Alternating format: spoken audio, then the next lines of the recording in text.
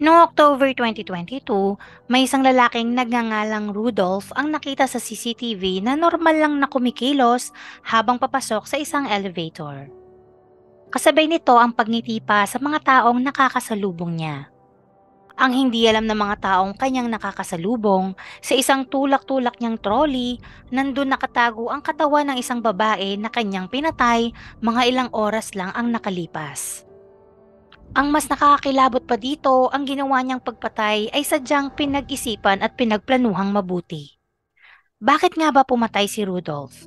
Sa kabila ng pagiging alagad ng Diyos, sino ang taong kanyang pinatay? Mabibigyang hustisya ba ang kanyang naging biktima? Kung nais mong malaman ang kasagutan at buong kwento, tara at aking isasalaysay ang ginawang pagpatay ni Rudolph. Bago tayo magpatuloy sa aking kwento, paki-subscribe ng aking channel. Pindutin ang bell button, piliin ang all para updated kayo sa lahat ng videos na i-upload ko. At huwag nyo rin kalimutang i-like at i-share. Maaari rin kayong magpahatid ng inyong saloobin gamit ang comment section sa baba. At paki-follow na rin ang Facebook ng MagTV page. Si Christian Rudolph Tobing o kilala sa alias na Rudolph ay isinilang noong 1986 sa Kelapa Gading, North Jakarta, Indonesia at nagmula sa mayamang pamilya. Sa kabila ng pagiging mayaman, hindi siya makikitaan ng kahit anumang kayabangan sa katawan.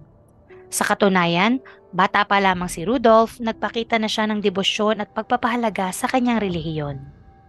At talagang masipag siyang magsagawa ng mga pagsamba sa simbahan sa kanilang lugar. Maliban doon, malaki ang kanyang pagpapahalaga sa kanyang pag-aaral. Kaya naman kahit nung high school pa lamang siya, nakilala na rin siya bilang isang batang mahusay sa akademya. Matapos ng kanyang high school noong 2002, nagpatuloy siyang nag-aral sa isa sa mga universidad sa Indonesia at nakapagtapos noong 2007. Pagkatapos siyang mag-aral ng college, nag-aral at nagtagumpay din siyang makapagtapos ng pag-aaral sa kanyang relihiyon. Dahil sa kanyang dedikasyon at malalim na kaalaman patungkol sa kanyang relihiyon, siya ay pinagkatiwalaang maging isang batang pastor sa isang simbahan sa kanilang lugar. Siya ay aktibong naglingkod at nag-aral ng mga batang may espesyal na pangangailangan. Dagdag pa dito, nagpakita rin siya ng pambihirang pasensya at kabaitan sa bawat kongregasyon. Sa paglipas ng panahon, ang buhay ni Rudolph ay higit na nagbago, dahilan upang siya ay makilala bilang isang napakamatyaga at mabait na tao na may mataas na pinag-aralan. Kaya nga siya ay madalas na inaanyayahan na magsagawa ng mga espiritual na programa sa iba't ibang okasyon sa kanilang simbahan. Noong 2015, mangyayari ang pinakamagandang pagbabago sa buhay ni Rudolph. Siya ay magpapakasal sa isang babaeng aktibo rin sa mga aktibidad sa kanilang simbahan. Kung saan, ang kasal na magaganap ay isang napakasayang sandali para kay Rudolph at sa kanyang pamilya. Matapos ang kasal, lalo pang nadagdagan ng kaligayahan niya nang siya at ang kanyang asawa ay binayaan ng dalawang mga anak na pupuno sa kanilang munting tahanan. Bilang isang mabuting asawa at ama, sinubukan ni Rudolph na maging isang huwaran at mabuting tao para sa kanyang pamilya. Buong tapat siyang nagsisikap na kumita ng pera para sa pangangailangan ng kanyang pamilya. Sa kabila ng pagiging abala araw-araw bilang isang youth pastor at isa ring radio presenter, palagi pa rin siyang naglalaan ng oras para sa kanyang munting pamilya. Sinisigurado niyang isa sa isang buwan ay kasama niyang nagbabakasyon ng kanyang pamilya habang gumagawa ng sama-samang masasayang alaala. Bukod sa pagkakaroon ng magandang espiritual na buhay at masayang pamilya, pinanatili pa rin niyang magkaroon ng malusog at maayos na relasyon sa kanyang mga kaibigan. Ang isa na nga rito ay itatago natin sa pangalang James.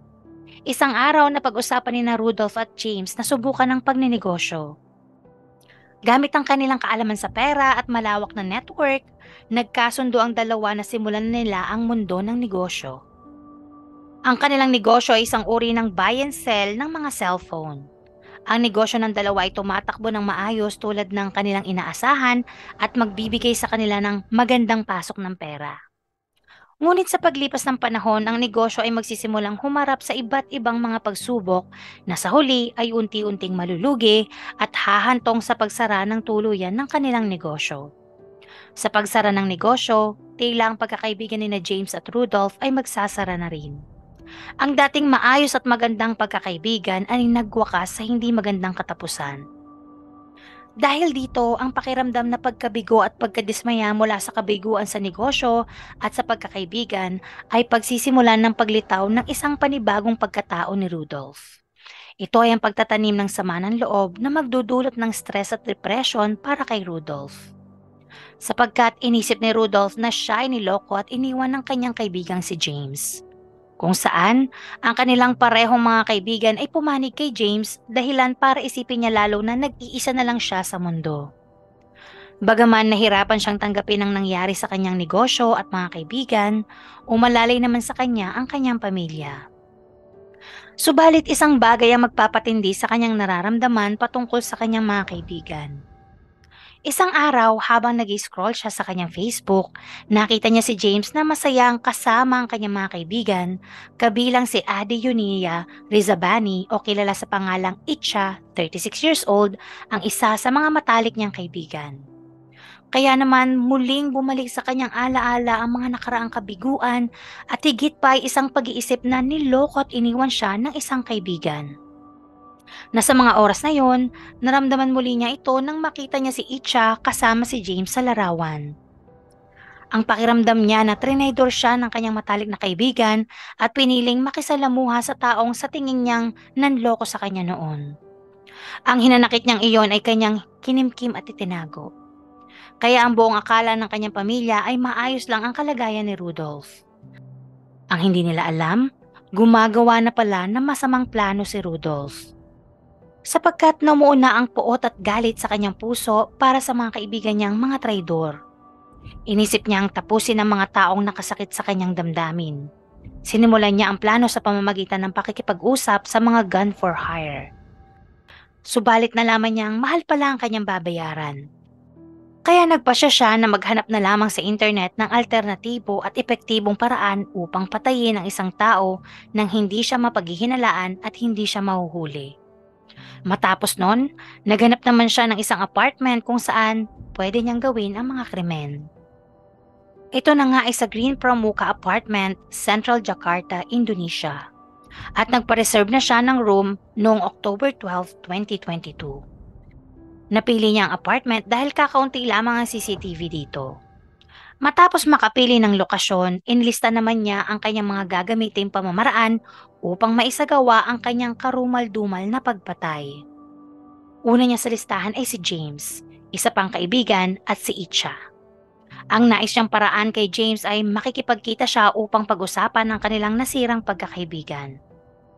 Subalit sa hindi malamang dahilan, hindi niya nakumbinsi si James na makipagkita sa kanya, gayon din ang isa pa niyang kaibigan na hindi rin siya nagkaroon ng pagkakataon na makausap. Ang tanging taong pumahig sa kanyang paanyaya ay si Itcha. Nakumbinsi niya si Itcha sa pamamagitan ng pag-alok na maging bahagi ng isang podcast na sponsored ng isang spiritual health product. Matatandaan na isang pastor si Rudolph at isa ring radio presenter. Kaya noong October 17, 2022, mga bandang 11:30 ng umaga, ang dalawa ay nagkita sa Kencana Tower, Meruya Ilir, West Jakarta. Bago pa man makipagkita si Itcha kay Rudolph, ipinagbigay alam ni Itcha sa kanyang pamilya na makikipagkita siya kay Rudolph para sa isang trabaho. Samantala matapos magkita ang dalawa sa nasabing lugar, sila ay diretso nang pumunta sa apartment na binook ni Rudolph. Mga 12:51 ng hapon, makikita ang dalawa na sabay na dumating sa apartment at naghihintay sa lobby sa pagbukas ng elevator. Si Rudolph ay nakaputi na may blue na bag at si Itcha naman ay nakadilaw na damit. Ang dalawa ay pumasok sa elevator at lumabas sa 18th floor. Sa loob ng apartment, nakita na si Itcha na nakasetup na ang gagamitin nila para sa gagawing podcast. Bago pa man nila simulan ang podcast, nagkaroon muna sila ng kaunti at maiksing pag-uusap. Sa puntong yon, normal lang ang lahat para kay Itcha at kumikilos naman si Rudolph na tila walang hinanakit sa kaibigan. Matapos ang maiksing kwentuhan, sinabi ni Rudolph na may isang special scene umanong request ang sponsor brand. Ipinaliwanag niya na tatalian niya si Itcha na tipong hindi na siya makakagalaw. At sa pamamagitan ng isa umanong energy necklace, Magkakaroon ng tao ng may suot nito ng special power na makakatulong sa kanya para makatakas sa pagkakagapos. Dahil sa paliwanag ni Rudolph, habang nakavideo ang eksena, sinimulan na niyang itali si Itcha na hindi naghinala ng anuman sa kaibigan. Matapos magapos ni Rudolph si Itcha, tumawa ito ng malakas at ilang segundo lamang na bago ang kanyang emosyon. Ang dating kalmado at maayos kausap ay nabago sa isang galit na lalaki. Sinimulan ni Rudolph na sabihin ang lahat ng kanyang hinanakit sa kaibigan at ang pagtataksil umano ni Itcha sa kanya.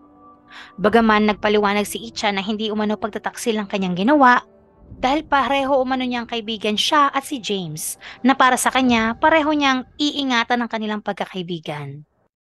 Subalit hindi nakinig si Rudolph sa kanyang mga paliwanag. Kaya kahit anong pakiusap ni Itcha na pakawalan siya, hindi nakinig si Rudolph. Bagkos, lalo pa niyang hinigpitan ng mga tali sa kamay at paa nito. Matapos noon, sa hindi mapigilang galit, sinakal niya si Itcha hanggang sa ito ay mawalan na ng hininga. Nang mapagtanto na ni Rudolph na patay na si Itcha, sinimulan na niyang ilagay ito sa black plastic bag. Dahil alam niyang mabigat si Itcha, naisipan niyang kumuha ng isang malaking trolley sa kalapit na supermarket.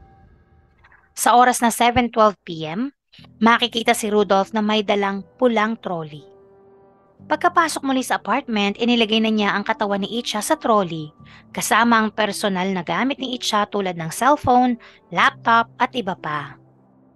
Matapos ang ilang oras, muling makikita si Rudolph na pumapasok sa elevator na nakangiti na tila walang ginawang karumaldumal na krimen. Ang nakakakilabot pa dito, nagagawa pa niyang kumilos ng normal at ngumiti sa mga taong kanyang nakakasulubong sa loob ng elevator. Kung saan ang mga tao ay hindi nakaramdam ng anumang kakaiba kay Rudolph at sa kanyang mga dala sa loob ng kanyang trolley. Sa isa namang kuha ng footage sa CCTV, makikita ang pagpunta niya sa parking lot. Makikitang naglakad siya papalapit sa kanyang sasakyan. Iniligay niya ang mga gamit at katawan ni Itcha mula sa trolley papunta sa kanyang sasakyan. Pagkatapos, umalis na siya sa lugar at nagmaneho palayo para itapon ang katawan ni Itcha. Makalipas lang ng ilang oras, natagpuan ang katawan ni Itcha sa Beccacayo Toll Bridge, Bicasi ng isang napadaan na motorista. Agad na iniulat ng motorista ang kanyang nakita at mabilis namang rumisponde ang pulisya.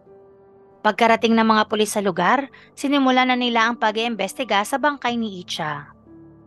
Dahil walang pagkakakilanlan na nakuha mga pulis sa katawang nakita, dinala ito sa laboratorio upang isailalim sa mga pagsusuri.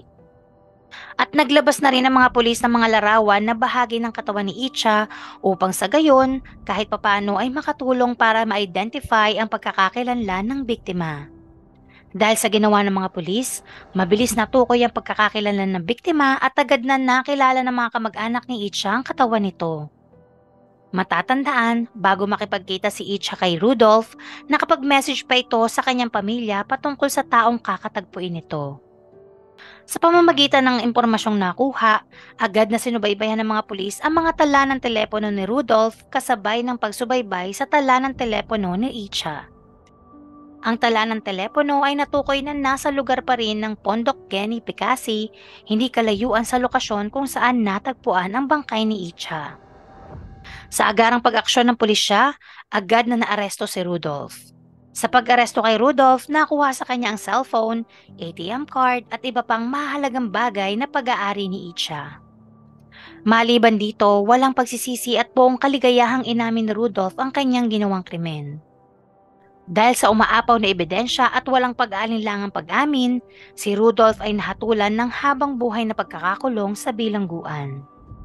Sa kabila ng hatol na natanggap ni Rudolph, ang pamilya at mga kaibigan ni Itcha ay patuloy na nagdadalamhati sa pagkawalan ng kanilang napakabait at masayahing kaibigan at mahal sa buhay na si Itcha. Bago po matapos ang video, nais ko pong batiin na Marquez Marvi from Romania, Pinay sa Israel from Israel, Inday Vlog from Riyadh, Kingdom of Saudi Arabia, Shinonaga Evelyn from Japan, at Elena Matison from Australia. Sana po ay tama ang bigkas ng inyong mga pangalan. At kung nais nyo pong magpa-shoutout, paki-comment lang po sa ibaba. Dito na po natatapos ang kwento patungkol kay Christian Rudolph Tobing. Ako po si G, maraming salamat.